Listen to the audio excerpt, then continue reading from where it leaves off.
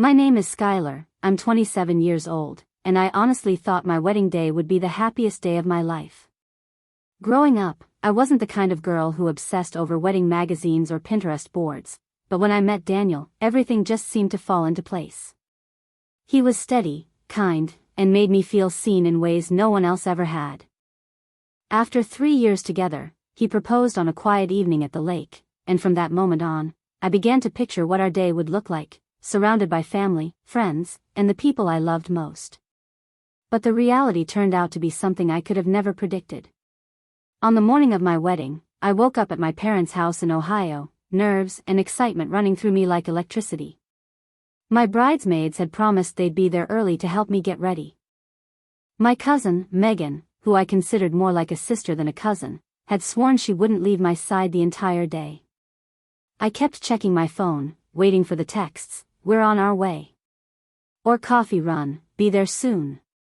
But nothing came. At first, I brushed it off. People run late, traffic happens, nerves get in the way. By noon, though, I was starting to feel a pit in my stomach. By the time I slipped into my white lace gown, alone, and looked at myself in the mirror, I felt an ache I couldn't ignore. The ceremony was scheduled for 2 p.m. Daniel's family began arriving around 1:30, filling the church pews with laughter and chatter. My side of the aisle, though, remained almost empty. My mom and dad were there, of course, but beyond them, rows and rows of empty seats where my friends and relatives were supposed to be. When the music began and I stepped out, arm in arm with my father, I tried to keep my chin up. I tried to focus on Daniel's smile at the altar. But the sight of all those vacant seats cut me like a knife. Then, just as I reached the middle of the aisle, I felt my phone buzzing inside the hidden pocket of my dress. I ignored it at first, but when it wouldn't stop, my anxiety got the best of me. As Daniel took my hands, I subtly glanced down. My heart stopped. It was a text from my dad, sitting right beside my mom in the front pew. The message read, "We need to talk. Immediately." And right beneath it, I saw the call log, 18 missed calls. I barely heard the pastor's words. My mind was spinning as I stood there, hand in hand with Daniel, trying to process the text from my dad. "We need to talk. Immediately." Why would he say that now, in the middle of my wedding ceremony, unless it was something urgent, something serious? When we exchanged vows, I stumbled over my words, my voice shaky. I kept glancing toward the front pew where my dad sat, looking pale and tense, his phone still clutched in his hand. My mom whispered something to him, but he shook his head, eyes locked on me. The ceremony ended, and as everyone clapped, I forced a smile. Cameras flashed, Daniel kissed me, and for a moment I tried to lose myself in the joy of it all. But the second we walked down the aisle, my dad grabbed my arm. "Skylar," he said in a low, urgent voice, "we need to talk now. Step outside." Confused and panicked, I looked at Daniel. He squeezed my hand, clearly worried, but I followed my dad out into the side hallway of the church. The air was heavy, the kind of silence that makes your stomach twist. "What's going on?" I asked, trying to keep my voice steady.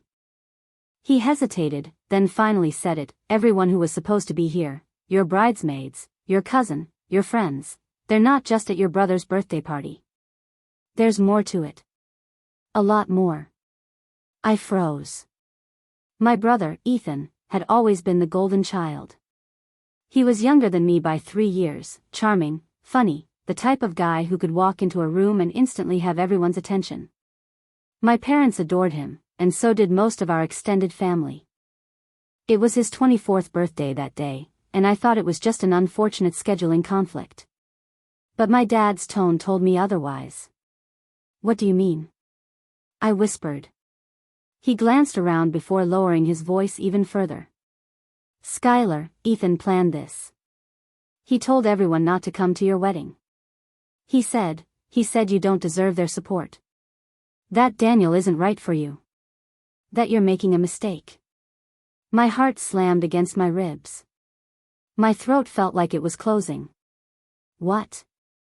Dad nodded grimly. And they listened to him. All of them. For a moment, I couldn't even breathe.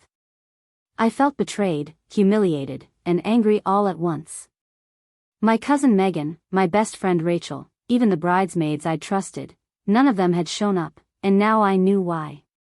They hadn't forgotten, they hadn't gotten lost. They had chosen Ethan over me. Something inside me snapped. Okay, I said quietly, my voice trembling with fury. If that's how they want to play it, then I'll make sure none of them forget what they did to me today. It was supposed to be the happiest day of my life, but standing in that hallway, I knew one thing for certain, it was going to be the day I started planning my revenge. The reception was a blur. Daniel noticed something was wrong, but I kept brushing him off with a smile that felt like it might crack my face in half. How was I supposed to tell my new husband, on the night of our wedding, that almost everyone on my side had abandoned me because of my brother's manipulations? As I sat there at the head table, listening to Daniel's best man give a heartfelt toast, my mind wasn't on the laughter or the clinking of glasses. It was on Ethan. My brother had always loved attention, but this, ruining my wedding, this was something new. Something cruel. I thought back to all the times growing up when Ethan had undermined me. When I got into college, he told everyone it was only because of quota scholarships. When I landed my first real job, he spread rumors I was sleeping with my boss. And now, when I was finally happy and about to start a life with Daniel, he had taken a wrecking ball to it in front of everyone. The betrayal burned deeper when I thought of Megan, my cousin. She had sworn she would be my maid of honor, but when Ethan decided to throw his birthday party, she had chosen him instead. And Rachel, my so-called best friend, hadn't even sent a text. As the night dragged on, I excused myself, slipped into the bridal suite, and pulled out my phone. There were dozens of photos on social media already, Ethan's birthday party. My friends, my cousins, even my bridesmaids, all smiling, laughing, holding drinks, their arms wrapped around Ethan as if he was the star of the world. The captions made me sick. Wouldn't miss Ethan's birthday for anything. Best party of the year. Sorry Skylar, you know we love you, but Ethan only turns 24 once. I wanted to scream. Instead, I saved every photo. That night, lying beside Daniel in our hotel room, I couldn't sleep. My chest was tight, my stomach knotted. The sting of humiliation was sharp, but beneath it grew something else, cold, deliberate, and steady. Revenge. I wasn't going to scream or cry. I wasn't going to beg for their apologies. No, I was going to be smarter. I was going to make them regret it in ways they wouldn't see coming. The first step was obvious. I had to figure out exactly why Ethan hated the idea of me marrying Daniel so much. If I knew what he was so threatened by, I could use it against him. The second step was even more important, making sure every single person who betrayed me, Megan, Rachel, the bridesmaids, felt the consequences of choosing him over me. As I drifted off to sleep, one thought repeated itself in my head like a drumbeat. They ruined my wedding day. I'll ruin far more for them. The morning after the wedding, Daniel and I were supposed to leave for a short honeymoon in Charleston. He was buzzing with excitement, ready to relax after all the chaos of planning, but my heart was too heavy. I didn't want to ruin our first trip as husband and wife, so I forced myself to smile, to laugh, to play the part of a newlywed. But in the quiet moments, on the plane, in the hotel room, lying awake while he slept beside me, my mind was consumed with Ethan. Why did he want to sabotage me so badly? It couldn't just be about attention. It felt bigger, sharper, more intentional. On the third day, I decided to test the waters. While Daniel was in the shower, I called my dad. "Tell me everything you know," I said the second he answered. He sighed heavily. "Skylar, I don't want you to get dragged into this. It's done now. You're married, you're happy. Just let it go." "I can't let it go," I snapped. "He humiliated me, Dad. He turned everyone against me. I deserve to know why." There was a long pause. Then my dad lowered his voice. "Ethan's in some trouble. Money trouble. He's been gambling again. My breath caught. Ethan had gotten into sports betting a couple of years ago, but the family brushed it off as a phase. What kind of trouble? The kind where people are asking questions about where he's getting his money, Dad muttered. And the kind where he doesn't want anyone looking too closely at him. Especially not Daniel. That stopped me cold. Daniel? What does Daniel have to do with this? Daniel works at the bank, Skylar.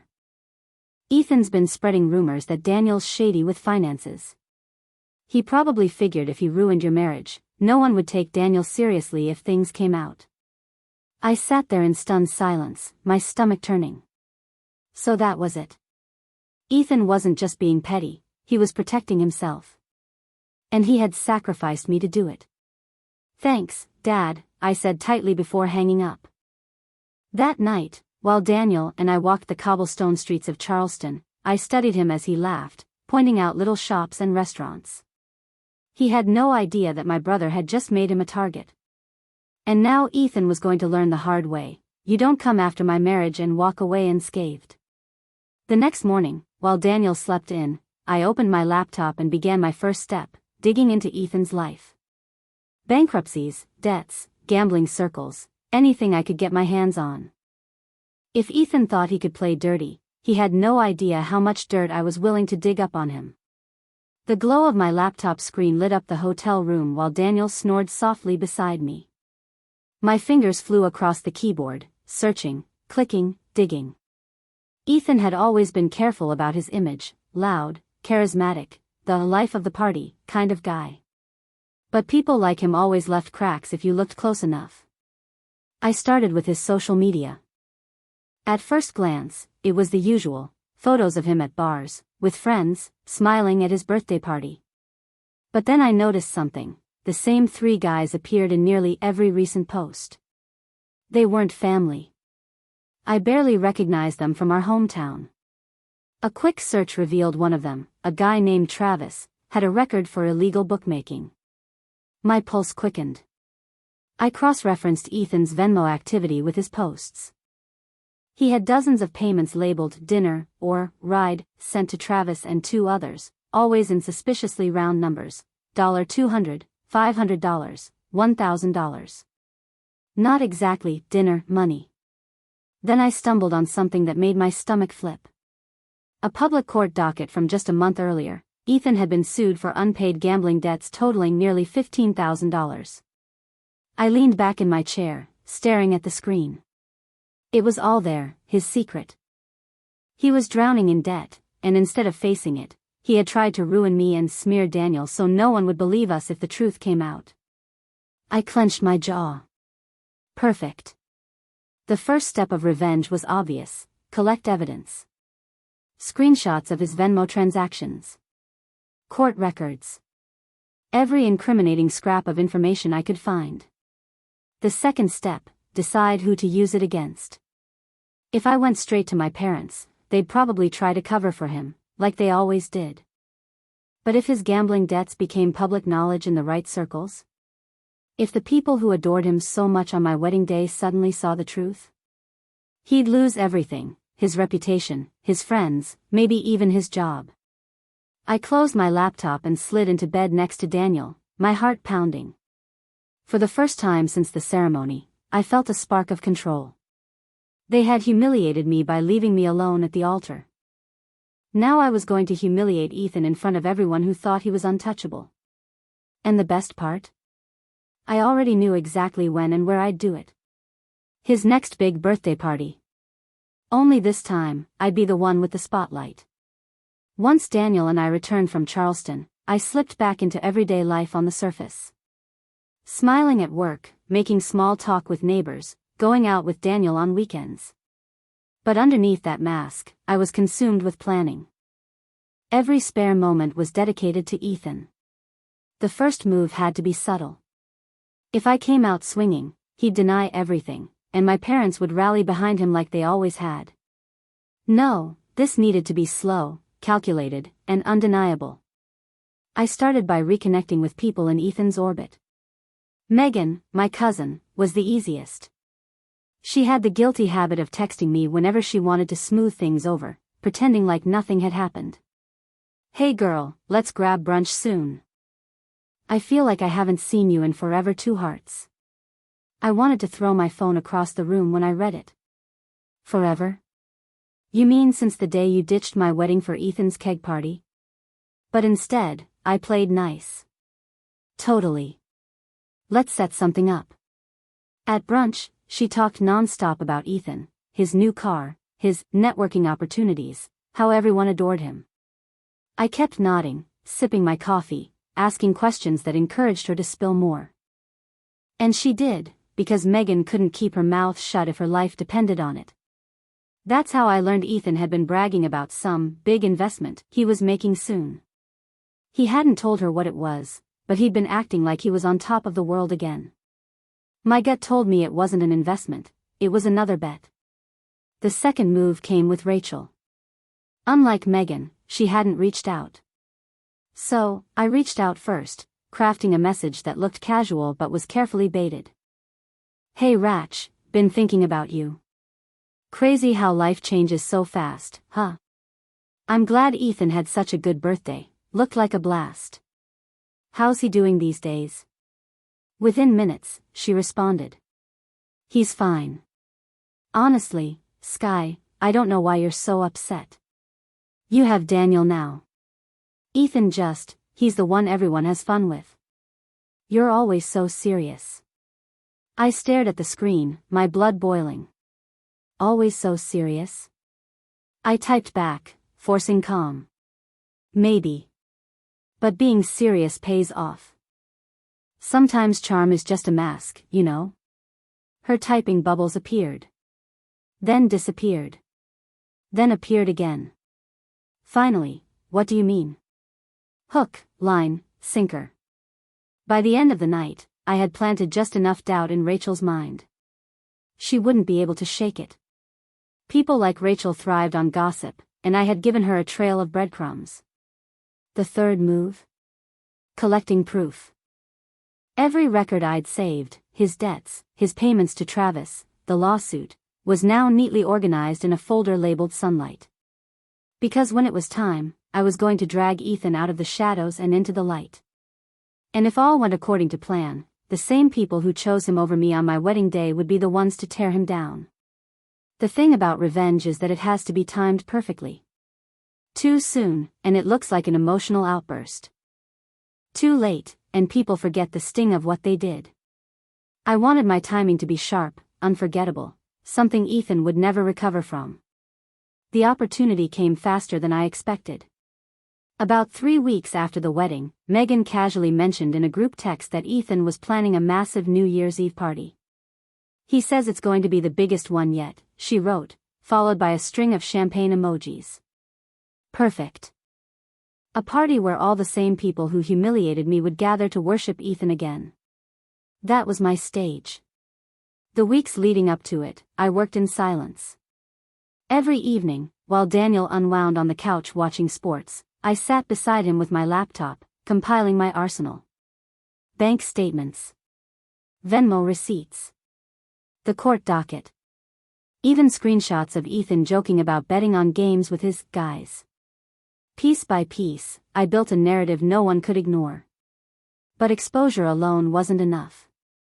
If I simply dumped the information, people might brush it off as me being bitter. No, I needed them to see him for who he really was.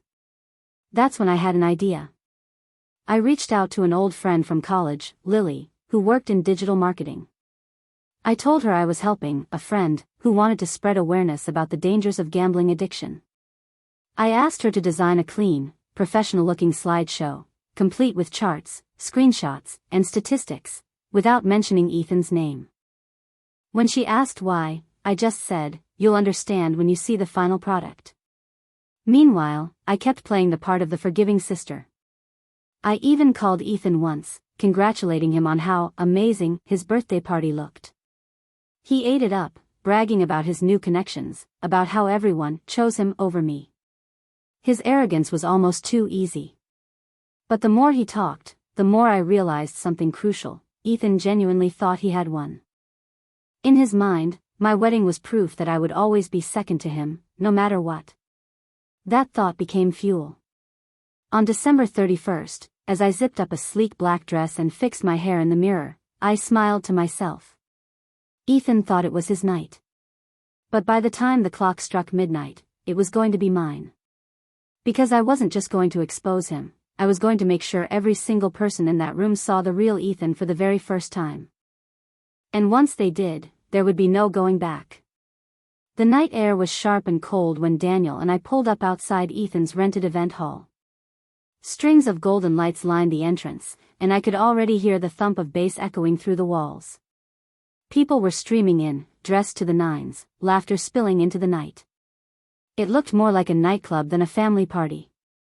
Daniel adjusted his tie, glancing at me. "You sure about this?" I smiled at him, steady and calm.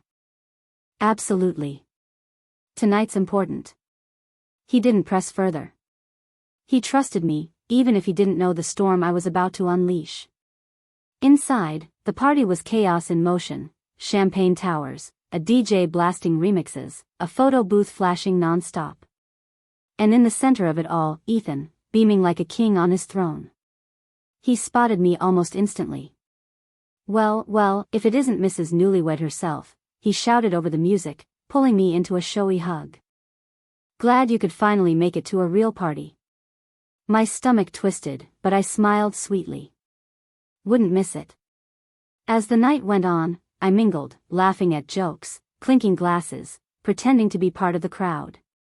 But in my clutch bag was a USB drive, the slideshow Lily had made for me. All I had to do was wait for the right moment.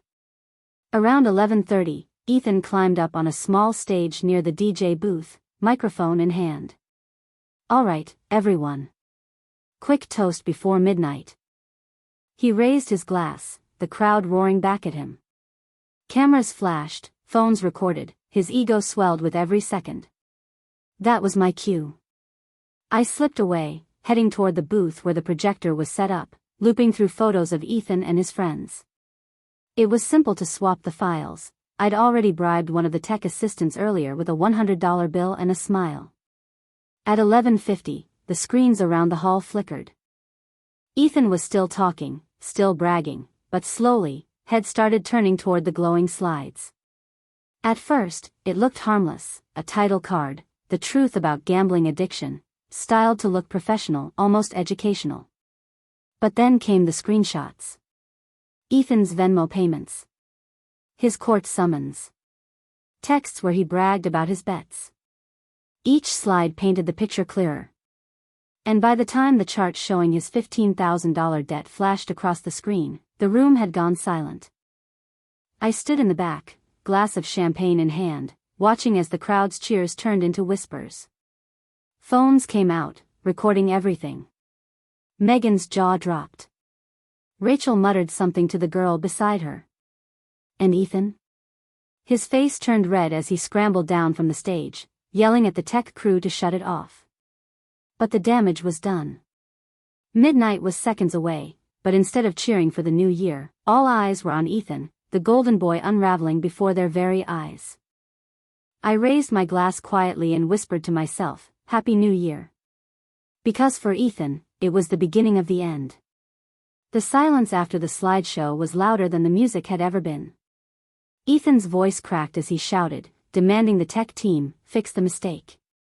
But no one bought it. The evidence was too clear, too detailed, too real. When the clock struck midnight, the DJ half-heartedly tried to pump life back into the party with fireworks on the screens, but the crowd wasn't cheering. They were whispering, pulling out their phones, taking photos of the slides before they disappeared. By 12:05, people had already started leaving in groups, their laughter gone, their voices low with gossip. Megan cornered me near the bar, her eyes wide. "Skylar, did you know about this?" I tilted my head, feigning confusion. "About what?" She hesitated. "About Ethan. The debts. The gambling. Everyone's saying it's been going on for years." I sipped my champagne slowly. "Well, Megan, sometimes the truth has a way of catching up to people." Her face drained. She knew exactly what I meant, but she didn't dare say it out loud. By the time Daniel and I walked out at 12:30, the party was practically over. Ethan was still inside, red-faced and furious, trying to shout over the murmurs. But no one was listening. For the first time in his life, he wasn't the center of admiration, he was the center of disgrace. The next morning, it was everywhere.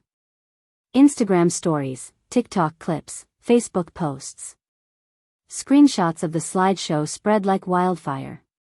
People captioned it with things like, "So much for golden boy Ethan eyes. Damn, Skylar's wedding was one thing, but this? Makes sense why he was throwing parties instead of paying bills." By noon, Ethan called me. I didn't answer. He called again. Then again. Finally, I picked up. His voice was venom. "You think you're clever, don't you? You think this fixes what happened at your wedding?" I kept my tone calm, steady. "It doesn't fix it, Ethan. But it's a start." "You ruined my life," he shouted. I almost laughed. "No, Ethan. You did that all by yourself. I just made sure everyone else saw it." And then I hung up. For the first time since my wedding day, I felt the weight lift off my shoulders. He had taken my happiest moment and twisted it into a nightmare. But now? Now the tables had turned. And this was only the beginning. Because humiliation was one thing. But Ethan, and everyone who stood by him, still needed to feel the kind of betrayal I had felt. Taking Ethan down publicly had been satisfying, but I wasn't done. My brother wasn't the only one who betrayed me. The sting of standing at the altar, staring at empty pews where my friends and bridesmaids should have been, hadn't faded. I had smiled through the humiliation, but inside, I'd been shattered. They had chosen Ethan's birthday keg party over my wedding. That kind of betrayal doesn't just get brushed off, it gets remembered. And now, it was their turn. I started with Rachel. My best friend. We had been inseparable in high school, roommates in college, the kind of friends who swore we'd be in each other's weddings. But when it came down to it, she had picked Ethan. Not even a text, not even an excuse. Just a smiling Instagram post from his party with the caption, "Wouldn't miss it for the world." I waited a week after New Year's before reaching out. "Hey, Rach, want to grab coffee? Been too long."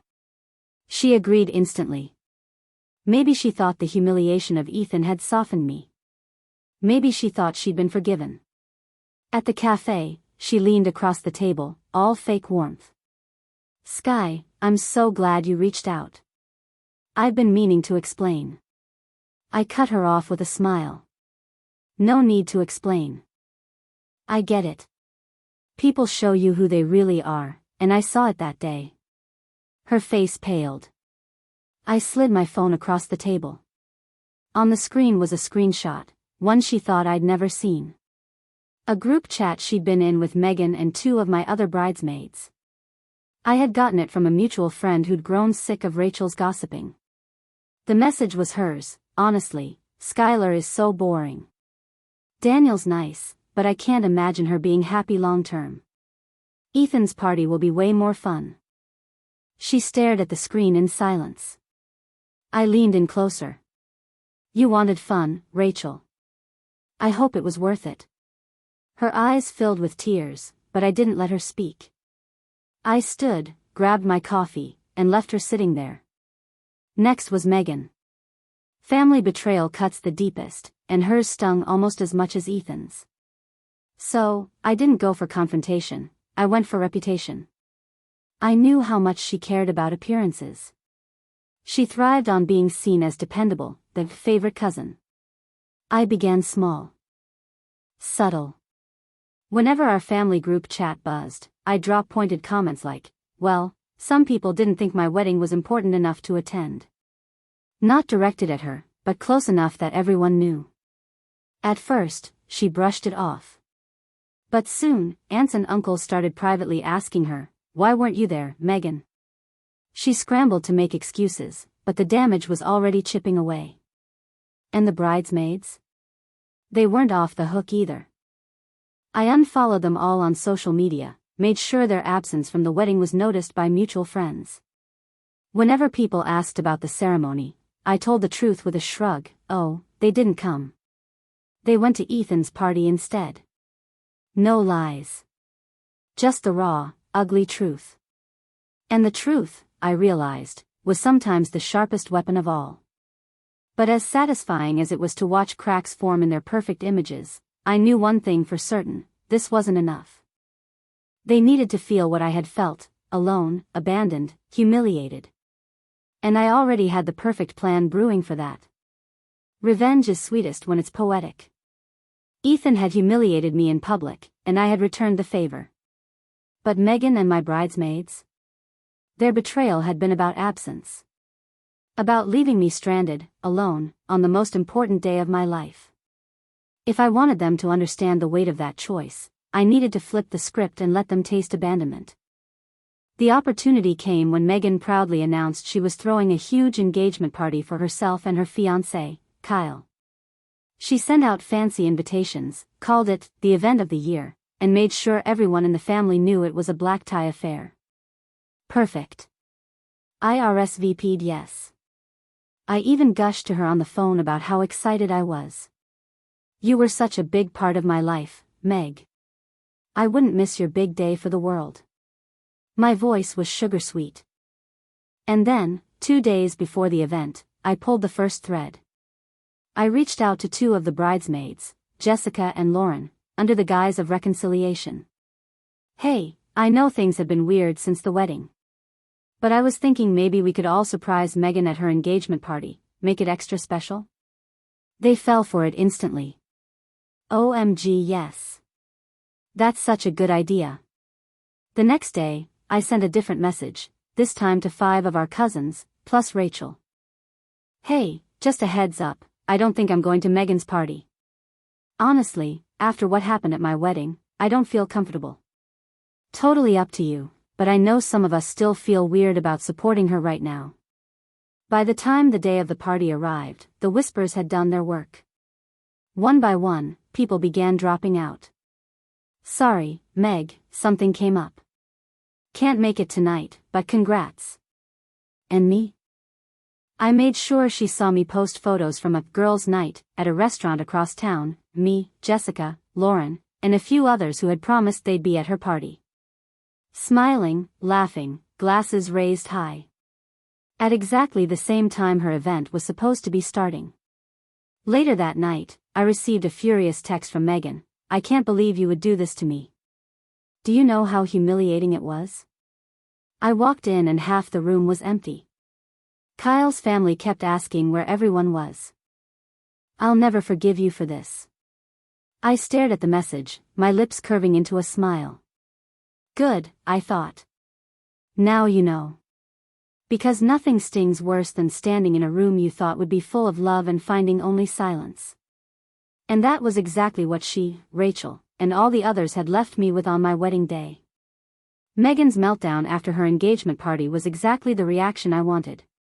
She wasn't used to being the one left behind, and the humiliation was eating at her. But she wasn't my only target. Rachel and the bridesmaids still had to feel the sting of betrayal too. Rachel thrived on her social life, brunches, girls' trips, Instagram perfect weekends. To her, appearances weren't just important, they were everything. So I hit her where it hurt most. It started with subtle isolation. Whenever mutual friends reached out to me, I was polite but firm. I don't really talk to Rachel anymore. She made her choices. No ranting. No insults. Just calm, pointed truth. It spread like wildfire. People didn't need me to spell out the details, they already knew she'd skipped my wedding for Ethan. And gossip, once it starts, doesn't stop. Within weeks, Rachel's invites to group outings started drying up. She posted pictures of herself at dinner with just 1 or 2 friends instead of the big crowds she loved showing off.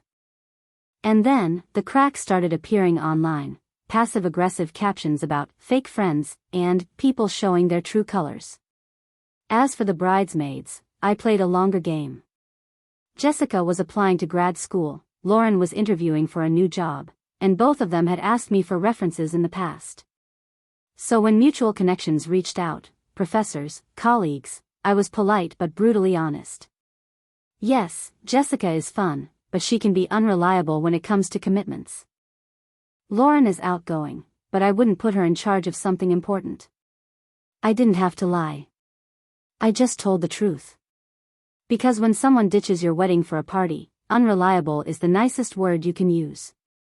But the real blow came when I orchestrated a social event of my own. Daniel and I hosted a small dinner party, nothing huge, just close friends, co-workers, and family who had actually supported us. Photos from the night were everywhere, me and Daniel laughing, surrounded by people who had chosen to stand by us. Rachel and the bridesmaids weren't invited. Megan wasn't either. And they noticed. Rachel texted me at midnight, "Wow. Guess I'm not part of your life anymore." Lauren left a sad emoji on one of my Instagram posts. Megan tried calling, but I didn't pick up. The best part was that none of it looked like revenge. To everyone else, I was simply moving on with my life, building my circle, celebrating my marriage. But to them? It was the slow, sharp reminder of exactly what they'd done to me. And yet, even as I watched them squirm, I knew my work wasn't finished. Because while Ethan's reputation was crumbling, he hadn't truly faced the full consequences yet. And I was going to make sure he did. By February, the dust had mostly settled from Megan's ruined engagement party and Rachel's shrinking social circle. The bridesmaids were quietly licking their wounds too. They had all felt the sting, but none of it compared to what I had planned for Ethan. His reputation was already damaged.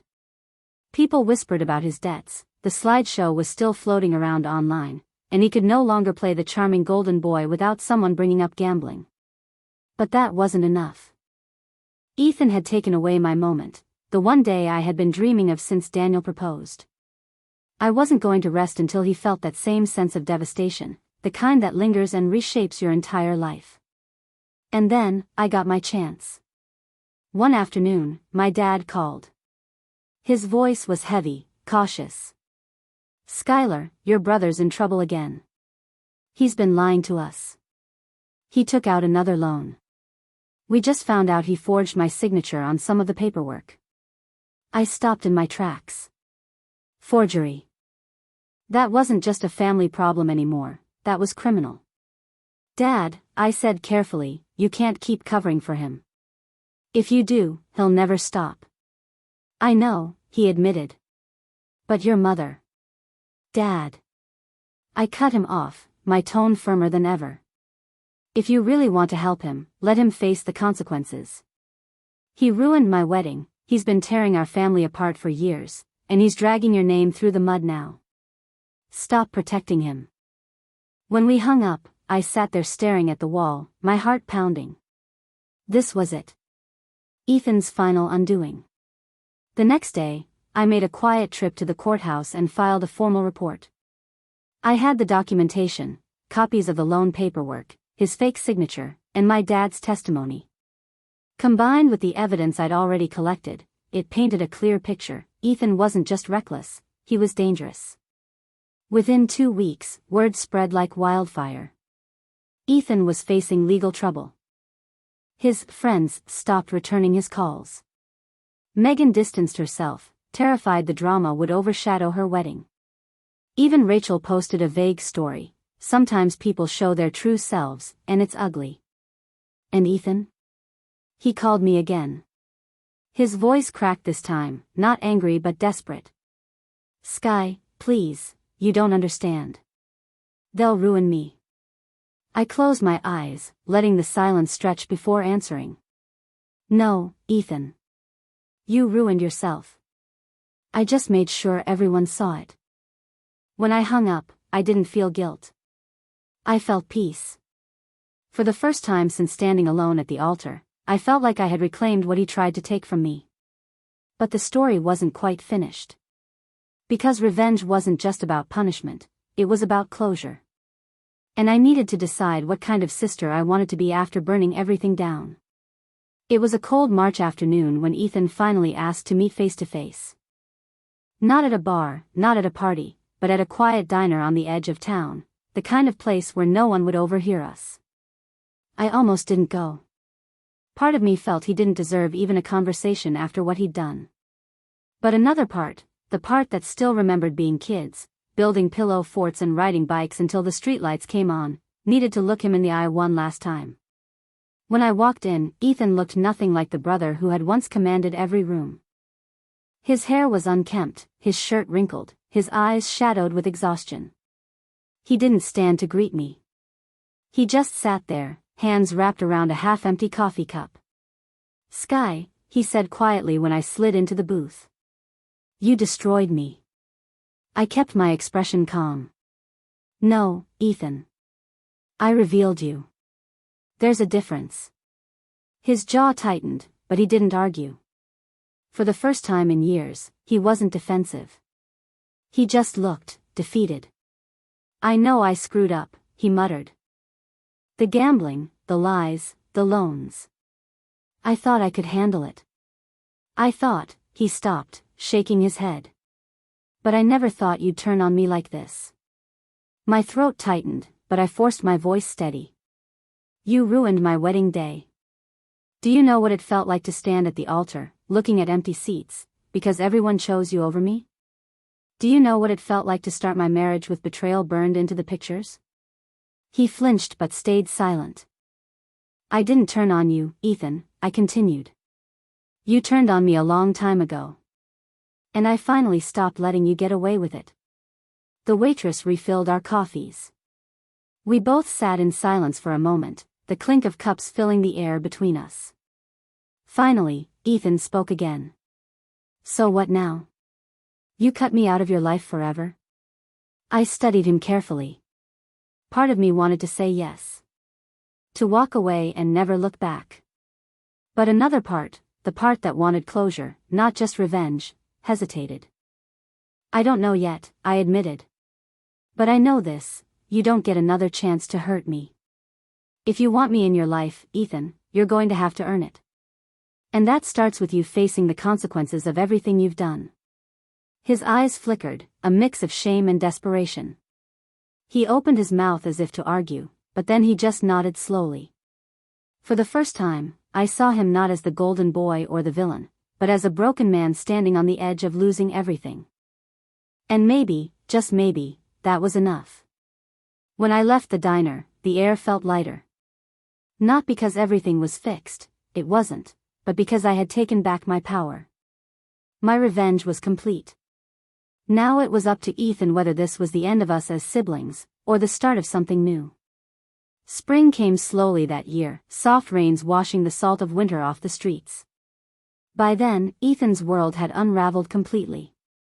He was still tangled in legal trouble, his friends had abandoned him, and his golden boy image was shattered beyond repair. But for the first time in my life, I wasn't carrying the weight of his choices. That burden was his to bear. I had done what I needed to do.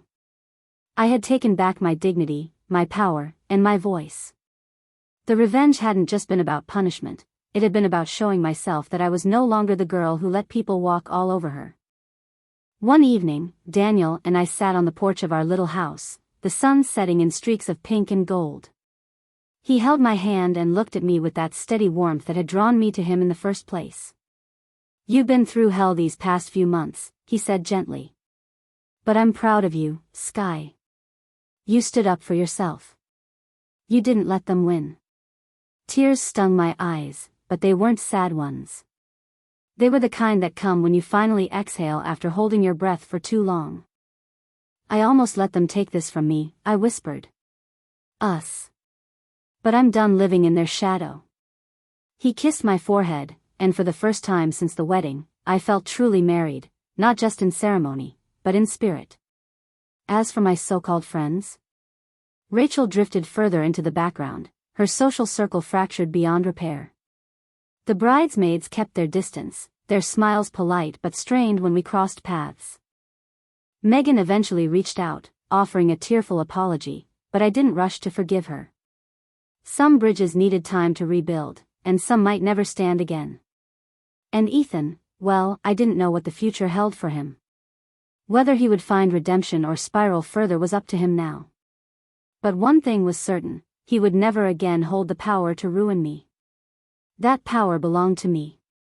On our first wedding anniversary, Daniel and I renewed our vows in a small garden ceremony.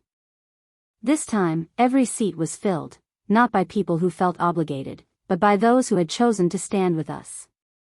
True friends. True family. As I looked around at the faces that mattered, and then back at the man who had stood by me through it all, I felt it, peace. Revenge had given me justice. But love, resilience, and the life I was building with Daniel? That gave me my happy ending. And this time, no one could take it away.